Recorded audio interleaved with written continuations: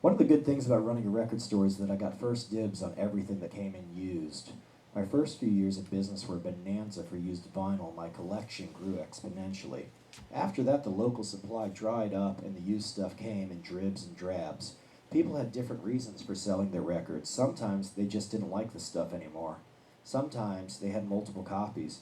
One nice guy needed money for a ski trip with his family. One guy needed money to get divorced and move back to California. A couple of times people needed money for drugs. There was a drug guy who had good records. Word was that he stole many of them. I don't know if that was true for sure. It was just grapevine talk. A couple of times he came in to sell me his records, a few pieces at a time. He did have some good records, but they were usually beat to shit. In record collecting, condition is very important. His records were always scuffed and scratched. The covers were always bent up and dingy. A few of the covers had cigarette burns and food stains. If a record was supposed to have an insert, it was missing. If it wasn't missing, it was probably dog-eared. In his hands, $100 records became $20 records. I once asked this guy if he kept his records in a gravel pit in the backyard. He didn't understand. One day, the drug guy told me he wanted to sell everything. I checked my cash reserve. I had about $300. It would not be enough to buy everything, but I told him to come in. An hour later, the guy showed up with 7 or 8 boxes of records. It was maybe 1,000 pieces. There was no way I had enough money for everything. The guy was tense and shaky. His eyes were red. He was either stoned or going through withdrawals right then. He paced the store while I sorted through his stuff. Much of it was in such bad shape that I couldn't take it, or it was too common or already in stock. I went for the best stuff first, checking conditions as I went. As I pulled out each record that I wanted, I held it up for him to see and told him what I could pay for it. He was not even paying attention. I could have been saying anything. I could have been speaking German. I can give you 5 for this. Okay. 10 for this one. All right. This one is beat, so the best I can do is about $7. All right. I added up the items in my calculator as I called out each price. He never disputed the prices. I made very fair offers. He had the bad posture 12-inch, a heavy collector piece, and it was not in bad shape at all. I put that one aside for myself. When the total hit $300, I had to stop. I told him, I can give you $300 for this stuff. It was about 40 items. What about the rest? I explained that I was out of money and that I had to pass on the other stuff. I told him that if he came back in a few days, I might be able to get a few more things, but really, the rest was crap. Give me $400 for everything. He had about 900 records left. He was willing to throw them all in for another $100. He must have needed drugs really bad. If I had the extra 100, I would have done it, but I just didn't have it. All I have is 300. If you come back in a few days, I can take more. How about $350 for everything right now? Man, he was desperate. I told him I didn't have another dollar to spend. I really didn't. He took the $300 and loaded the rest of his records back into his car, mumbling under his breath the whole time. He didn't even bother to look at what I bought. I got to work cleaning and pricing the records. I kept about a dozen things for myself. I put the other things out in the store and called a couple of local collectors to tell them that I just made a score. One guy showed up and bought 2 or 3 things right away. A couple of hours later, the phone rang. It was the drug guy. What all did you get from me? I started naming off some of the titles. He was shocked. What? I would have never sold that. How much did you give me for that? I couldn't recall every price. There were about 40 items. I gave him ballpark figures. What? That record is worth way more than that. He complained about every item I named. Finally, I stopped naming names and prices and reminded him that he agreed to each price as I called it out. I also reminded him that he was willing to sell me everything for $350. Seller's remorse. He wanted his records back. Of course, he no longer had the money. I had already sold a few. Man, you ripped me off. I hope those drugs were really good because I had his records. Sadly, that happens.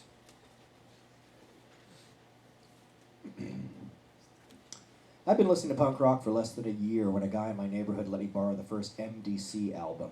It was a shock. Maybe unnerving is the right word. As MDC singer Dave Dichter said in the American Hardcore documentary, it was a big jump from the Ramones and Hey Ho, Let's Go to MDC's Dead Cops, Dead Cops. It was far more radical than even the Dead Kennedys' fractured take on rock and roll, far more intense than the Circle Jerk's snarky Chuck Berry on fire outbursts. I listened to the album on headphones, knowing damn well that this one is one I could not possibly explain to the folks. They were okay with the Ramones, they even liked a few songs, but how do you explain millions of dead cops? The lyrics pummeled me. It seemed like Dave Dictor was yelling right in my face, and he seemed so sure of what he was yelling. The lyric that especially unnerved me was, "And there's no God in heaven, so get off your knees." My parents raised me Catholic. I was young and sheltered. I thought everyone believed in God. What was this? A brain bomb. I listened to the album a few times, made a tape copy, and returned it. I recall sneaking the record out of the house under my shirt. Could not let Mom see that one. Nope. The first few times I listened to my tape, I was still in shock at the lyrical directness, coupled with the musical sledgehammer of this mighty band at their peak. I have never stopped listening to this album. All these years later, there are still times it catches me off guard and gives me the chills. 20 years after that first spin, I sent an email to Dave Dictor telling what a powerful effect the album had the first time I heard it, and he never responded. But a few months later, Dave called to see if I'd buy some MDC CDs from my store. Yes, of course. Then I mentioned that I let bands play in my record shop and that if MDC were ever in the area, I'd love to do a gig for them. Dave said, "Okay, let's do that. How about April?" We got to work and found MDC 3 Florida dates: Miami, Brandon, and Daytona. They flew into Miami, rented a car, drove from gig to gig, and flew back home. The gig at my shop was a big deal. Every band in town wanted to play, so we made it 9 local bands with MDC headlining. The place was packed. I was sitting behind my drum kit taking a break between songs when this older guy squeezed his way through the crowd. He wiggled his way right up to the drum kit, leaned over, extended his hand, and said, "Bob, I'm Dave Dictor." My face lit up. We shook hands, and I announced into the microphone, "All right, MDC is here." The crowd went nuts. After my set, I stood outside and talked to Dave for a little while. His eyes are piercing, as brilliant as his music. He's a very funny, very smart guy, too. He mentioned liking an article I'd written for a magazine, and I was surprised that he even saw it. After another band or two, MDC took the stage, and from the first note to the last, it was pure energy. I had seen MDC 6 years earlier in San Francisco with a different lineup, and they were terrible. Easily the most disappointing thing I'd ever seen. I could not believe that I walked out on MDC, but man, they sucked that night. Not so that sweltering day in Brandon. They were focused and flawless. When MDC blasted through Business on Parade, I thought of the ironic juxtaposition, the most radical band in the world, playing in the back of a record store in a strip mall on the main drag of suburbia. Just a couple of 100 feet away, SUVs and luxury cars whizzed by on State Road 60 to the Brandon Mall, Best Buy, and Outback Steakhouse. It was perfect. Dave Dictor was a preacher, spewing forth fire and brimstone politics to lazy, complacent, comfortable middle-class kids who needed some intellectual shaking up. By the time the band got to Dead Cops, the crowd was churning in frenzy. The audience shouted the chorus in a way that was almost as unnerving as the first time I'd heard this refrain on headphones back in high school. I could not help smiling as I sat on the PA watching the fervor. This was one of those serendipitous, affirming, self-actualizing moments when it felt like I was doing exactly the right thing with my life. And I'd like to leave it right there. Thanks. We can take some questions. If anybody has some questions or some comments to make. And then I have free posters, I have free stickers, I have books for sale. And if you want, you could drop something in the Devo hat. Does anybody have any questions or anything they'd like to say? Raise your hand. Yeah. What happened to the Valrico Mangler? I saw him a couple hours ago. He came to the show at Micro Groove, and then he went to the Independent and got really fucked up.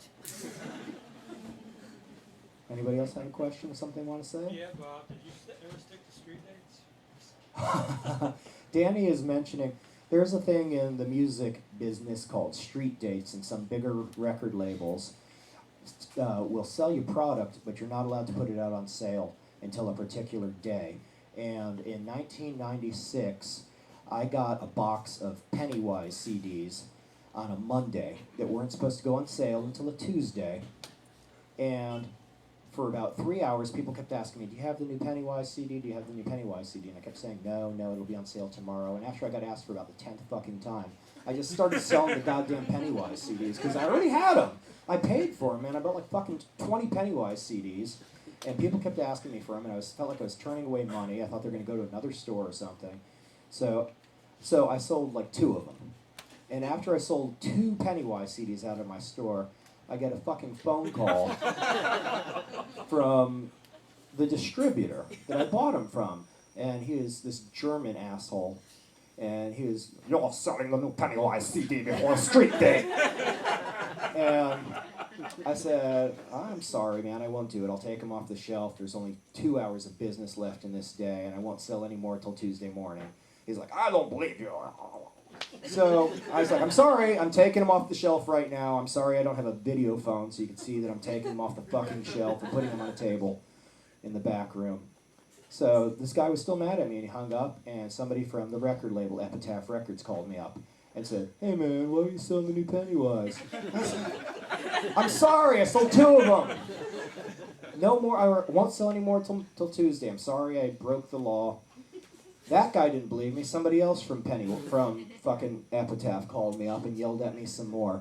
And after that, Epitaph never sent me another store CD. They never sent me another poster. They wouldn't invite me to the Warp Tour anymore.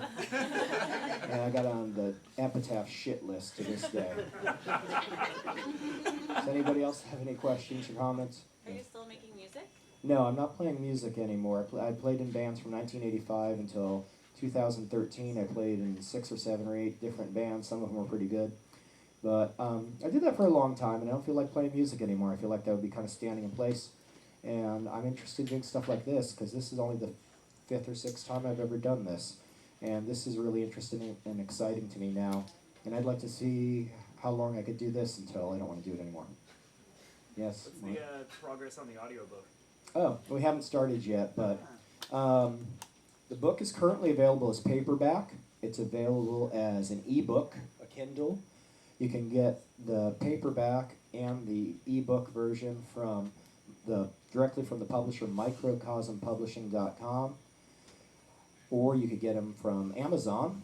And when I return from this tour, I'm going into a recording studio, and I'm going to read the whole book word for word into a microphone, and we're going to make an audio book. And we got about half the bands in the book to donate songs. So you'll hear a chapter, and then after the chapter, you'll hear the song that goes with the chapter. So it'll be like a mixtape within an audio book. And we got some pretty good bands to do it. We got the band MDC that I just told you about. The big band that we got for it is Minor Threat. Does anybody like Minor Threat? Yeah, Minor Threat were cool. I asked them, I said, can we have a song? I asked the drummer, because I had previous contact with the drummer, Jeff Nelson. And I said, we're going to make an audio book, and we want to put some songs in there. Do we have the Minor Threat song, Betray, the first song on the Out of Step album? It's one of my favorite ones. And he said, let me ask the other guys. We do this thing called the Minor Threat Security Council, where all 4 members have to be in perfect agreement, or else it gets vetoed. So after 3 days, I got 4 thumbs up from Minor Threat, and they don't even consider the 5th member of Minor Threat, Steve Hansgen, who played bass on that album. They don't consider him a real member of Minor Threat, so they didn't. True, they didn't ask Jeff. They didn't ask Steve. So Ian MacKay, Jeff Nelson, Lyle Preslar, and Brian Baker have all given me the blessings to use that Minor Threat song. That'll be in there. Hated Youth will be in there. They're a band from Tallahassee.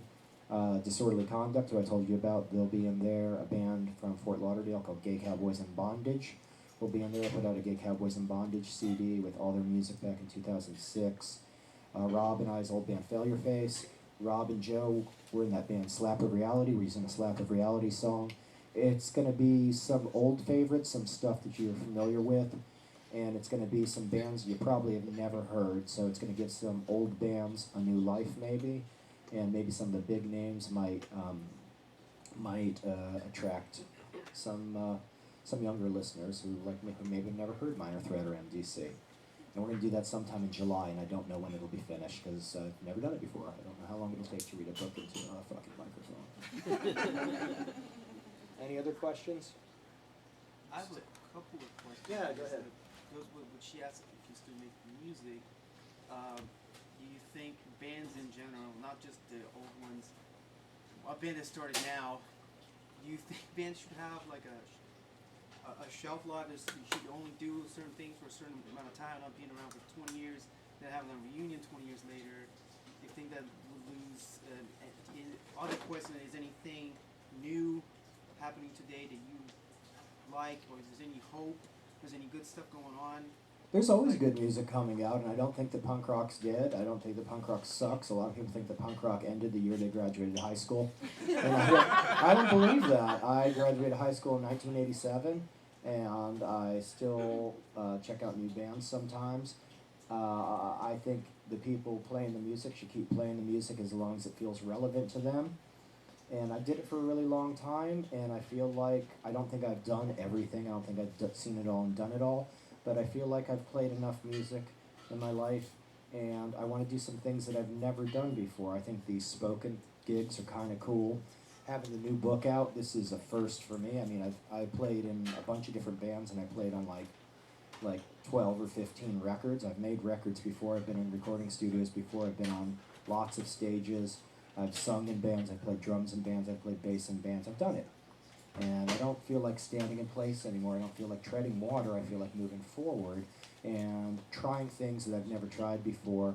And I did one of these spoken things before over a year ago, and I drove all the way from Austin to Brandon, and I made my first spoken gig that I ever did in front of my old record store, Sound Idea. I pulled into town, and I had this whim.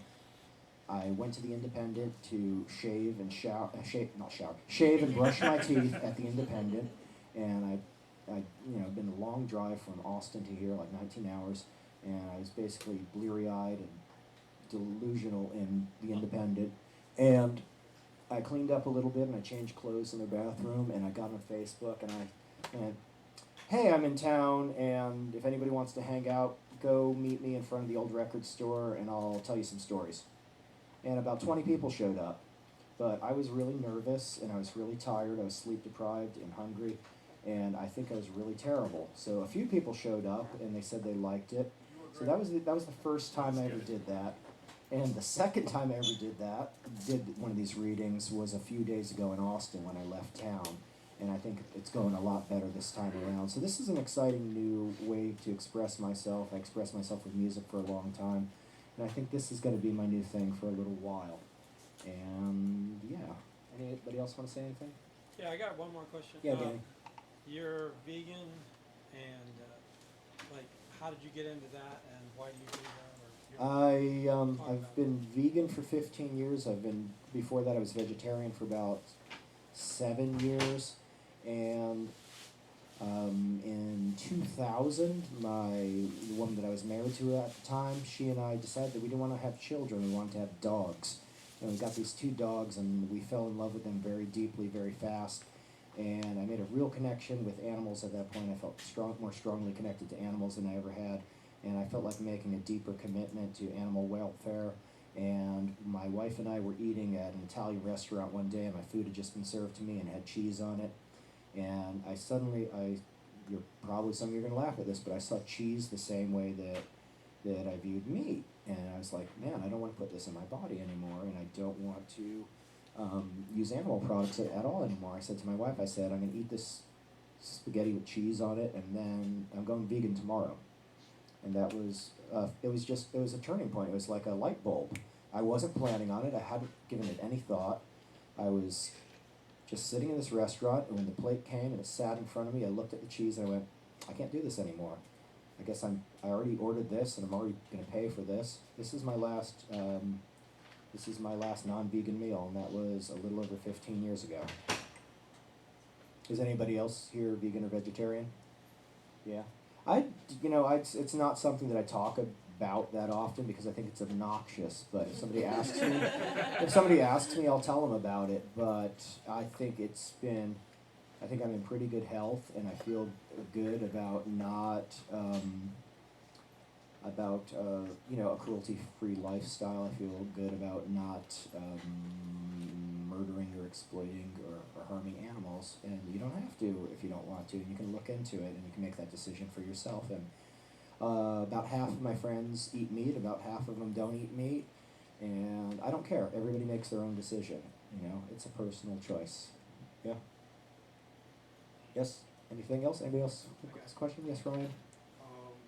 You said before you felt like playing music was treading water, but have you ever thought about playing something outside of punk rock? Have you ever played anything outside of punk rock or tried? Do you think that would? No, I never have. I briefly, about 3 years ago when the band Merchandise first started up, I thought these guys are doing something really different and interesting, and I like it, and I asked the Merchandise guys if they wanted to do a side project, and they said, we're too busy.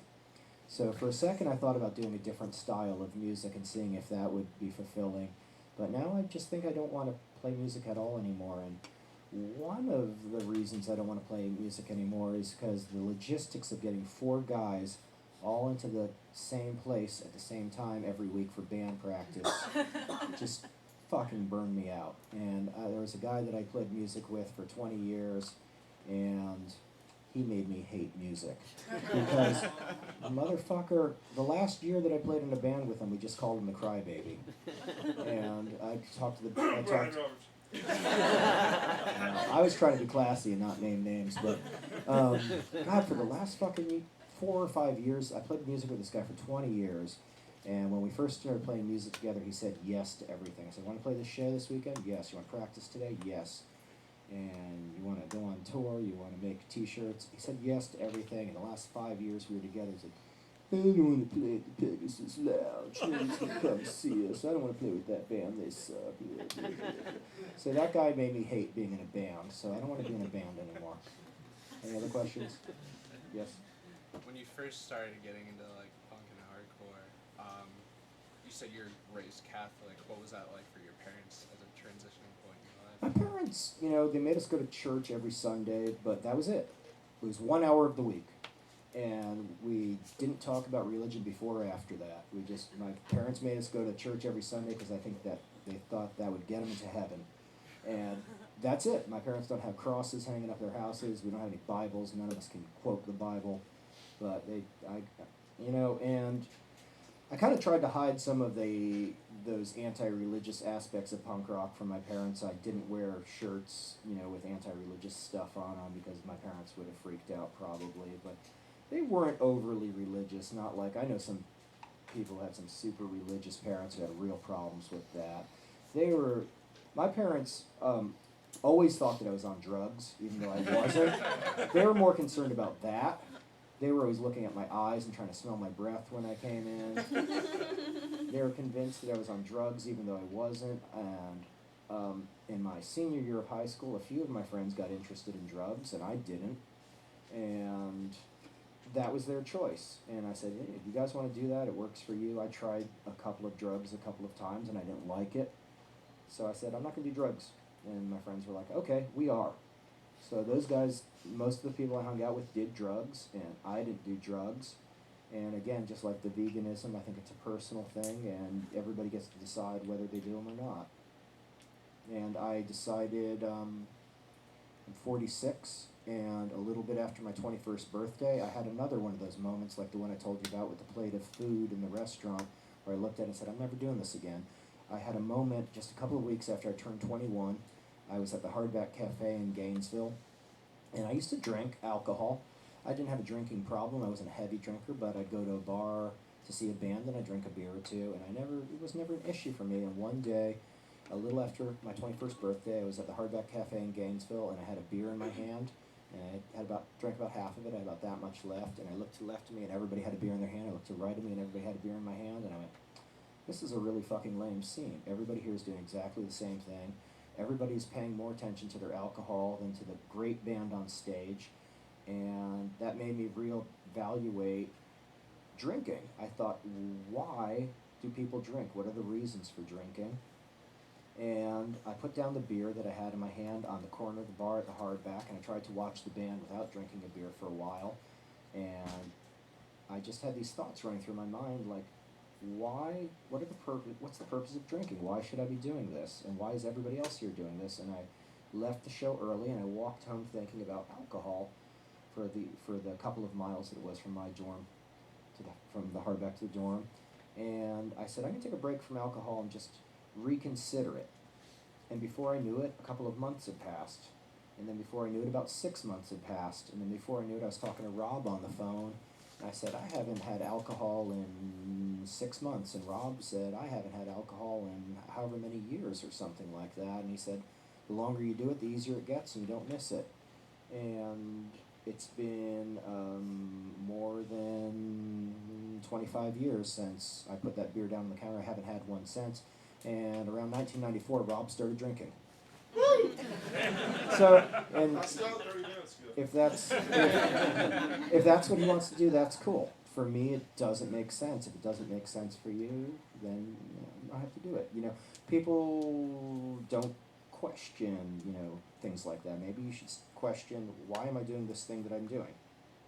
And if you can't come up with any good reasons, then maybe you should stop doing it. But if you have some valid reasons, that's cool. It's like, again, like the meat thing and the drug thing, that's something for everybody to figure out on their own. And I really do try not to be preachy about that, and only bring that up once in a while. Does anybody else have any other questions? Yes? Really quick, did you ever host or put on shows anywhere outside of Sound Idea? I did a couple at the Pegasus Lounge after Sound Idea closed, and I did one at the Pegasus Lounge when Sound Idea was open, because the guy who contacted me about the gig said, it's too big for Sound Idea, and your PA isn't strong enough for this band. And he was right. That was the Swedish band Skit System. And I had no idea so many people would show up for this band, and I had no idea they would be so fucking loud. They played at the Pegasus Lounge, and it was probably the biggest show I ever put on. And they were so loud, we had the PA up full blast, and it still wasn't loud enough at the Pegasus Lounge. It was almost like an instrumental set. So yeah, I did a few shows outside of the Pegasus. Outside of Sound Idea, mostly at the Pegasus. Maybe I did something at the Brass Mug once in a while. But yeah, there were a couple, but I did about 600 concerts at Sound Idea over a 10-year period. For 4 years, we did a free show every Sunday afternoon at 3 o'clock. We did 52 weeks times 4. It was almost exactly 4 years, so that's like 208 free shows or something we did on Sunday afternoons. And then the attendance for the Sunday afternoon shows started dwindling. People weren't coming out to a free show on a Sunday afternoon. So right after those petered out, we started doing a Saturday night show. Maybe the time was better. And I did a show pretty much every Saturday night for 6 more years. And then we did random shows for touring bands whenever they needed a Monday or a Wednesday or whatever. And I think if you add up those 10 years of shows plus the random touring band shows, I think it was probably around 600 shows that we did with 3 to 5 bands on each show. So maybe that was like, I don't know, 2,000 bands, 2,400 bands, something like. Somebody's good at math. But Was that all you organizing it, or? yeah, That's awesome. we did. And I always, I approached punk rock like a mission. I thought it was important work. I didn't think it was just entertainment, and I thought it was important to put on those shows. And just like I thought it was important to sell records that I thought had an interesting message. So I didn't mind the work too much. I thought I was doing something that would make an impact. So I didn't really mind the long hours that often. Once in a while I'd get a little annoyed at particular people or a particular situation, but I always thought that I was doing something that the community needed. So I sacrificed a lot personally to do those shows. And there's a lot more about that in the book. If you want to pick up the book, there's a lot of freestanding stories in this book, stories that stand on their own like the ones that I read, but if you read it from front to back, there's kind of a story arc, and there's a couple of overall themes, and there's a definite climax to the book where my life just kind of implodes, and I have to do something else with the rest of my life. There's a turning point about 3/4 of the way through the book, so some people are buying the book and just skipping around going, oh, I want to read the chapter about Gun Club. Now I'm going to read the chapter about Toxic Reasons. If you do that, you're going to miss the whole sum of the story arc. If you read it from beginning to end, it progresses just like a real book. I mean, you wouldn't do that with any other book. You would, I'm going to read page 86 today. Does anybody have anything else they want to say or ask? Yes? Being involved with so many different outlets of this whole world over the last 3 decades, what would you say some of the greatest contrasts are between punks in the 80s, 90s, and through the 2000s from everything that you've experienced? I would say that nowadays, and some people might say that this is a bad thing, like that punk is wimpier now, but I would say that the people who go to punk shows now are smarter, and they're friendlier, and they're generally more respectful of the venues. Like I told you that story about my idiot friend with the charcoal, my idiot friend with the donuts. Shit like that wouldn't happen now, because I think kids are smart enough not to fuck up a show space for the most part. But back then, almost every show that I went to, like the bathroom got destroyed, a window got broken, a mirror got broken, a toilet got broken. Back then, there were a lot more fights at shows, and that's not a positive thing. I mean, I know some people who think that the violence in the scene made them tough people and made them the people that they are, made punk rock what it is. But I would rather go to a show and feel comfortable and go to a show and make new friends than go to a show and have to watch my back.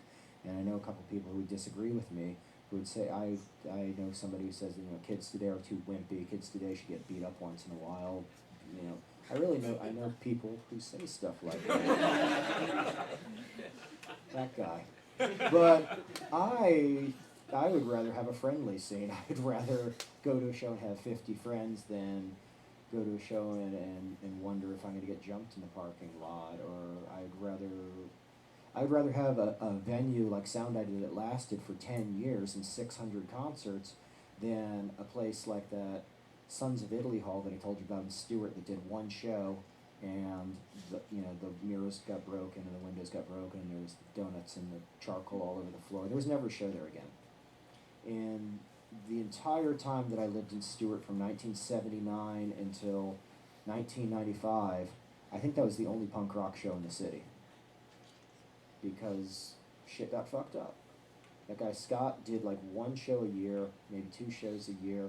He always did them in different cities. He did them in different venues every single time. He would take like an entire year to make a show happen. And then almost every time some dumb kid would break a fucking window or blow up the toilet with firecrackers or spray paint a wall or something like that. And it's short-sighted. I think kids today are a little smarter and they know like Mojo's is a cool place. Let's not break their windows. So I think in that way punk rock is better now. And whether you think the music is better now or not is a matter of taste. It doesn't, it's just music. It's like, hey, maybe you really like hot water music. I don't. It doesn't really matter. It's not that important. Does anybody else have anything they'd like to ask or say? Is there any more subtle issues with running a DIY space, like things besides destruction and violence that people Any are more unfamiliar with subtle running it? issues? Yeah, wouldn't think about or should watch out for, if I were to try and do something like that. I don't know why it worked, but Sound Idea really worked. We tried to foster an atmosphere where people felt welcome, and sometimes I would try to introduce people to other people. Always try to make everybody their friends. And if there was somebody that I didn't recognize, I tried to get their name and invite them to other shows, and I would try to say, hey, do you know this guy over here? You guys might want to hang out. And there was always kind of a friendly atmosphere there, and there was always an atmosphere of respect there, where we didn't have kids fucking up my bathroom, and very rarely did we have kids drinking in the parking lot. And out of the 600 some shows there, I can only think of maybe 2 or 3 fights that lasted 15 seconds. And they got split up by the other people in the crowd. We really policed ourselves pretty well. And it was just all a matter of just laying down the law from day one. After Sound Idea closed, I gave some of my stuff to another group of kids. I gave them my PA and some microphones and stuff, and I helped them find a warehouse, and I helped them set up a warehouse, and I helped them put up their lighting in their warehouse, and I tried to teach them how to do shows. And I told them one of the things you should do, whether you guys are old enough to drink or not, is you should have a no drinking policy at your shows. And I said, you can have, that's my advice, you can take it or leave it, and they left it, and they allowed drinking at their shows. And I think that changed the overall tone of the shows. And those guys gave up after 4 shows. And I'm not saying it's because of the alcohol, but I'm saying that the atmosphere there was different, the tone of the shows was different, and the focus was less on the music, and maybe there was more focus on the alcohol. Whereas at Sound Idea, there was no alcohol, whether you were old enough to drink or not, and people were paying attention to the music and not to the beer. And there were a lot of times I had, in the early days, when I first started doing shows, like I think 98 was when the regular shows started. Before that, we just had scattered show. But around 1998, when I first started doing shows, there were some older, like, gutter punk type people from Ybor City who had a couple of bands who tried to play at the record store, and I always had to yell at them about alcohol. They'd be like, come on, man, I'm 26. I'd be like, it doesn't matter. There's no alcohol here. There's a lot of kids here. There are parents dropping their kids off here to see shows, and they need to feel comfortable about dropping their kids off here to see shows. So, to answer your question, fostering the right atmosphere from day one and enforcing the rules even if they're not popular, I think, is the way to keep a successful show space running. Yeah. Anybody else want to ask or say anything? Yes, Mark? I just wanted to thank you for, my first experience with live music was actually at Sound Idea. My buddy up in Gainesville said, hey, there's this act called Against Me who's playing down there. And they're like, yeah, you better go see that show. So it's like, all right, I'll go check it out. And I was thinking, all right, I'll go see this. And the minute I walked in there, one thing I loved about Sound Idea was not the emphasis on mainstream music. Like, I would be like, all right, at that time, I like bands like Green Day, I like these type bands.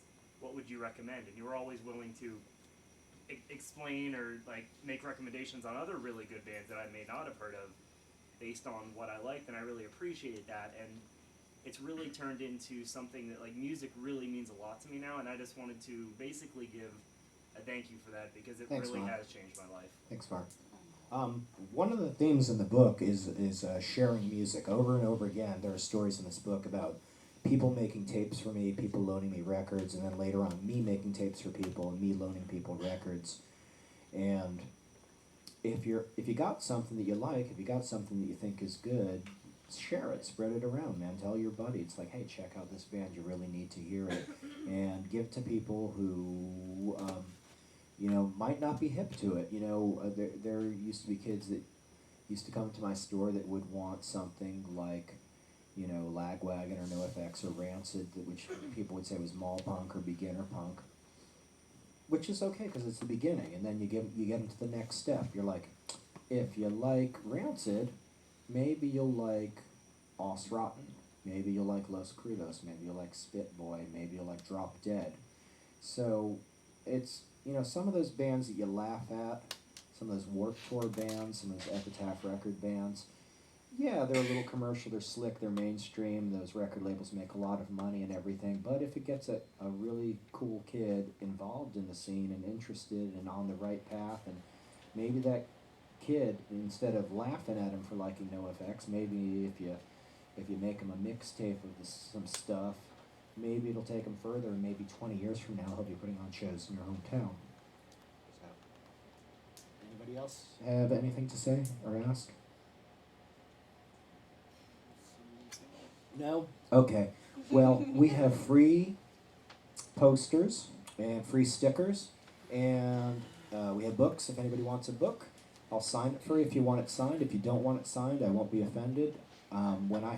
Here's a story.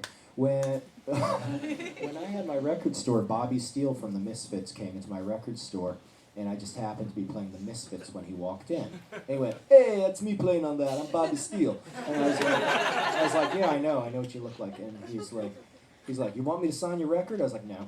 I was like, I don't want scribbles all over my record covers, and I don't really believe in, like the rock star autograph thing. So if you want a book signed, I'll be happy to sign it for you. If you don't want it signed, I won't take it personally. We have books up here. You can drop some money in the Devo hat if you want. It's been really cool hanging out in Tampa for the last few days. I got into town on Friday, and the first thing I did when I got in town is I went to Taco Bus, and it's not as good as it used to be.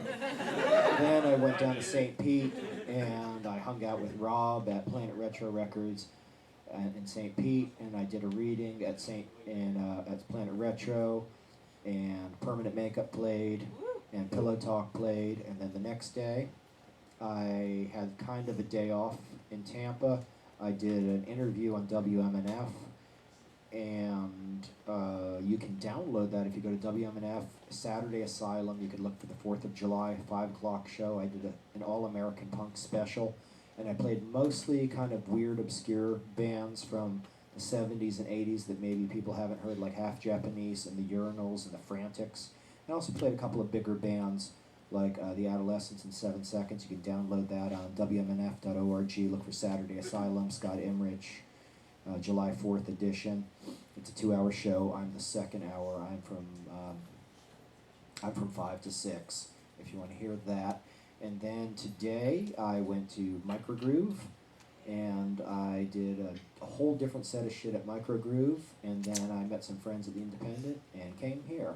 And it's been really cool catching up with some of you, and there's a bunch of new faces here that I'd like to talk to afterward.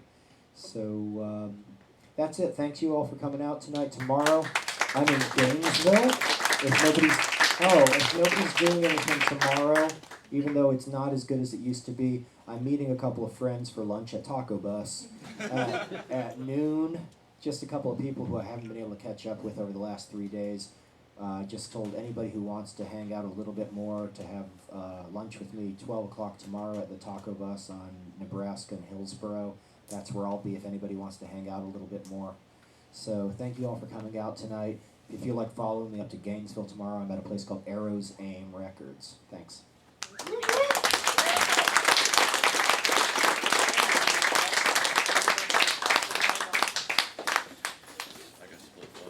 Thank you, Shane. Thanks for coming out, man. It was great. I'm checking you.